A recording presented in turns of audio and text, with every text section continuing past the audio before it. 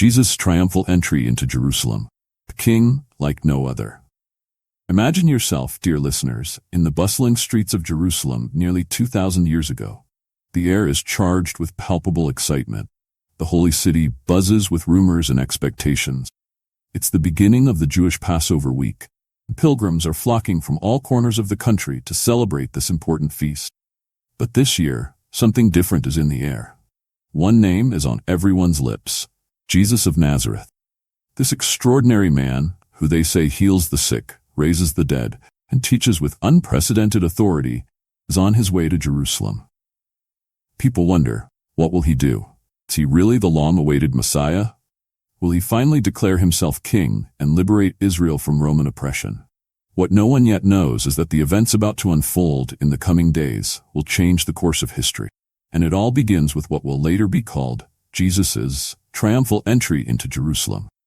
To fully understand the significance of this event, we need to travel back in time and immerse ourselves in the context of the era. First-century Judea is a political and religious powder keg. Under Roman occupation for nearly a century, the Jewish people ardently yearn for freedom and independence. Ancient prophecies speak of a Messiah, a king anointed by God who would come to liberate his people and establish a kingdom of peace and justice. Over years of oppression, these messianic hopes have intensified, often taking on a political and military color. Many await a charismatic leader who will drive out the Romans and restore Israel's glory. Roman domination is not only political, but also economic and cultural. Taxes imposed by Rome weigh heavily on the population. The influence of Greco-Roman culture is perceived by many as a threat to Jewish identity. In this context, religion becomes a refuge, a means of preserving national identity and hope for future deliverance. The various religious and political groups of the time have divergent visions on how to deal with this situation. The Sadducees, priestly elite, collaborate with the Romans to maintain their privileged position. The Pharisees seek to preserve Jewish identity through strict observance of the law. The Zealots, for their part, advocate armed resistance against Rome. It's in this charged context that Jesus makes his entry into Jerusalem. But as we'll see, he's about to challenge all expectations and redefine what it means to be the Messiah. The Gospel of Matthew tells us that when Jesus and his disciples approached Jerusalem, arriving at the village of Bethphage, near the Mount of Olives, Jesus sends two of his disciples with precise instructions. Go to the village ahead of you, and at once you will find a donkey tied there, with her colt by her. Untie them and bring them to me. If anyone says anything to you, say that the Lord needs them, and he will send them right away. This instruction may seem trivial, but it's loaded with symbolic meaning. In the Old Testament, the prophet Zechariah had announced, "Rejoice greatly, daughter Zion. Shout, daughter Jerusalem. See, your king comes to you, righteous and victorious, lowly and riding on a donkey, on a colt, foal of a donkey." By choosing to enter Jerusalem on a donkey, Jesus is deliberately echoing this prophecy. He presents himself as the promised king, but a king of a new kind, humble and peaceful, far from the image of the military conqueror many were expecting. This choice of mount is heavy with meaning. In the ancient Near East, kings rode horses in times of war, but donkeys in times of peace. By choosing a donkey, Jesus clearly signals that he comes as a king of peace, not as a warrior conqueror. Moreover, the donkey was an animal associated with ordinary people, not royalty. By choosing it, Jesus identifies with the humble and the poor, those often neglected by the powerful of this world. Also note the precision of Jesus' instruction. He knows exactly where his disciples will find the animals he needs. This suggests either supernatural knowledge or meticulous preparation for this event. Either way, it underscores that Jesus is fully in control. What's about to happen? Now picture the scene. Jesus, mounted on the colt, descends the Mount of Olives towards Jerusalem. News of his arrival has spread like wildfire. A huge crowd gathers along the road. Excitement is at its peak. Matthew tells us, a very large crowd spread their cloaks on the road, while others cut branches from the trees and spread them on the road. Crowds that went ahead of him and those that followed shouted, "Hosanna to the Son of David. Blessed is he who comes in the name of the Lord. Hosanna in the highest heaven." You can almost hear the shouts of joy, feel the energy of the crowd. People spread their clothes on the ground, a gesture reserved for kings. They wave palm branches, a symbol of victory. They acclaim Jesus as the Son of David, a messianic title loaded with political and religious expectation. The word Hosanna resonates in the air. Originally a supplication meaning "Save us, we pray," it has become an exclamation of praise and joy. The crowd sees in Jesus the fulfillment of their dearest hopes. This scene recalls the coronation of Israel's kings in the Old Testament. When Jehu was anointed king, the people spread their cloaks under his feet and shouted, "Jehu is king." 2 Kings 9:13. By acclaiming Jesus in this way, the crowd implicitly recognizes him as their legitimate king. But amidst this euphoria, Jesus remains serene, aware that this triumphal acclamation is just a prelude to much darker events soon to unfold. He knows that the path ahead of him leads through the cross, not an earthly throne. Jesus' entry into Jerusalem leaves no one indifferent. Matthew tells us that the whole city was stirred and asked, "Who is this?" This question reveals both the curiosity and confusion that Jesus evokes. For the crowd acclaiming him, Jesus is the hope of radical change. They see in him the long-awaited liberator, the one who will restore Israel's glory. Many in this crowd have probably witnessed his miracles or heard about his powerful teaching. They are ready to follow him, hoping that the moment of deliverance has finally come.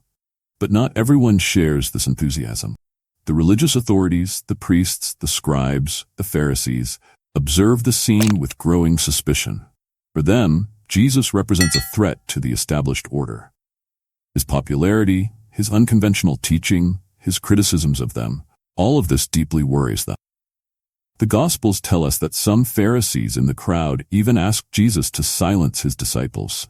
They understand the messianic significance of what's happening and are alarmed by its implications. For them, the crowd's acclamations border on blasphemy. As for the Roman authorities, they are undoubtedly on high alert. Any public demonstration of this kind, especially during the sensitive period of Passover, potentially explosive. The Romans are well aware of the Jewish people's insurrectionary tendencies and are ready to suppress any sign of rebellion. Imagine the tension in the air. On one side, a jubilant crowd acclaiming their king. On the other, worried authorities who see in this scene the seeds of a possible revolt. And in the midst of all this, Jesus, calm and determined, moving towards a destiny that he alone fully understands. Jesus' triumphal entry into Jerusalem is much more than a mere historical event. It is loaded with profound theological significance. First, it marks the fulfillment of messianic prophecies. Jesus deliberately presents himself as the promised king, but in a way that defies conventional expectations. By choosing a donkey rather than a war horse, he signals that his kingdom is not of this world, that he comes in peace and not as a conqueror. Second, this episode reveals the paradoxical nature of Jesus' mission. He is acclaimed as king, but he comes to serve and give his life. He enters the city triumphantly, but it's to face suffering and death.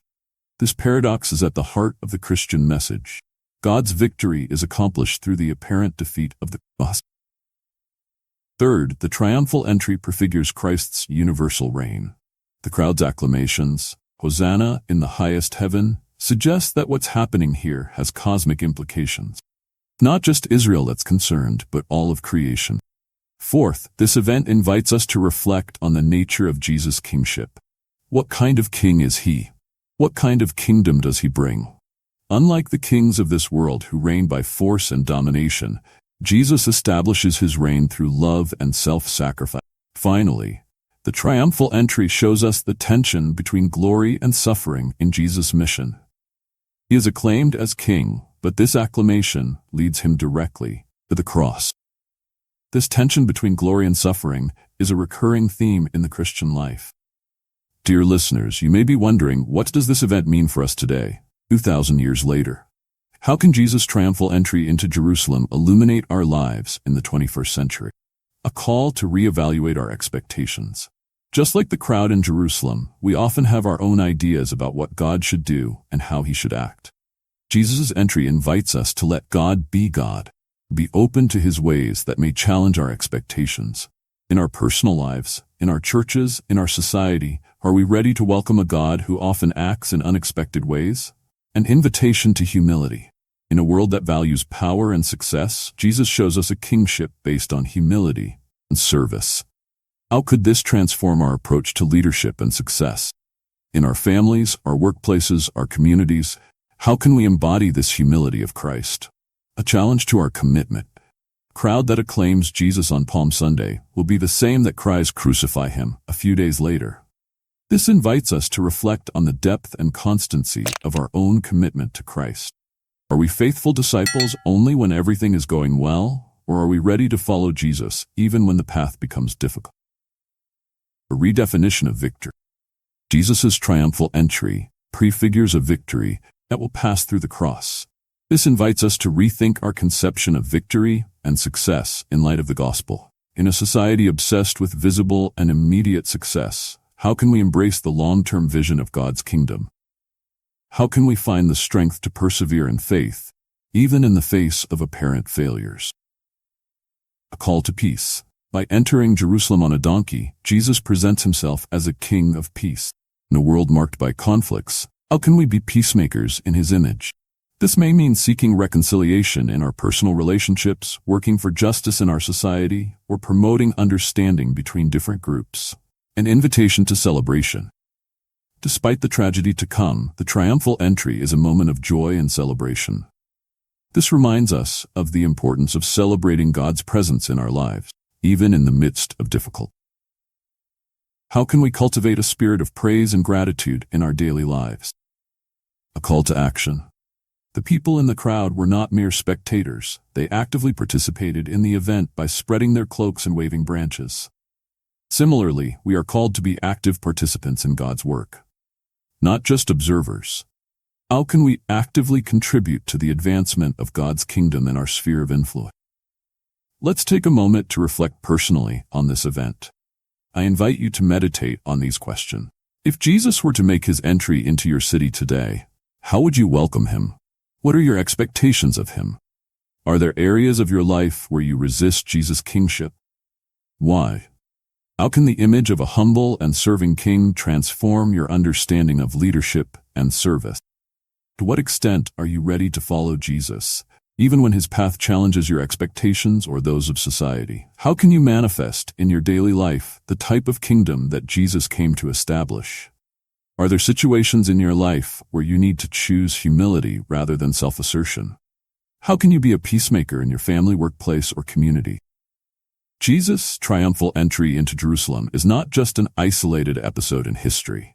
It's an event that has repercussions to this day.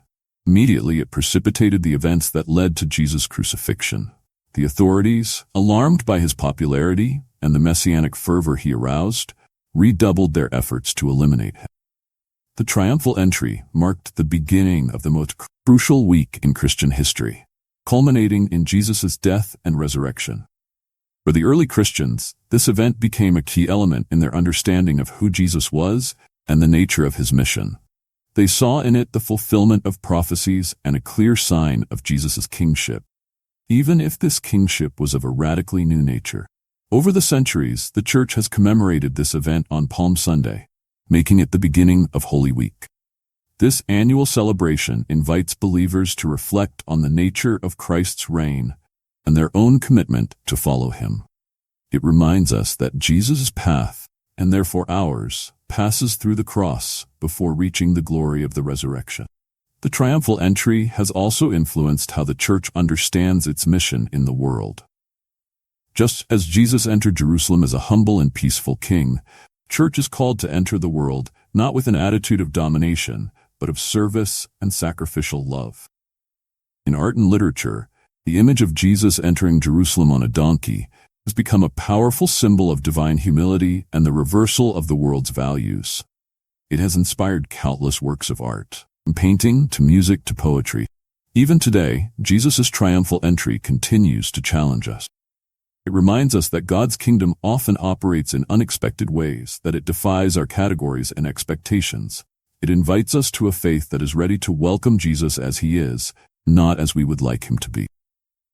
Dear friends, as we conclude our reflection on Jesus' triumphal entry into Jerusalem, let's remember that this event is not simply a historical account to be admired from afar.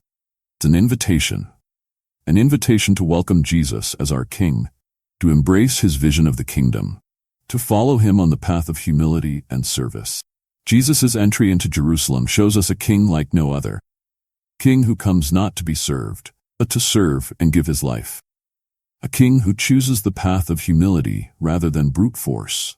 King who conquers not by the sword, but by love. This king invites us today to follow him, calls us to become citizens of his kingdom, a kingdom where the last are first, where true greatness is measured by service, where love triumphs over hate. As you think back on this extraordinary episode of the triumphal entry, ask yourself this question.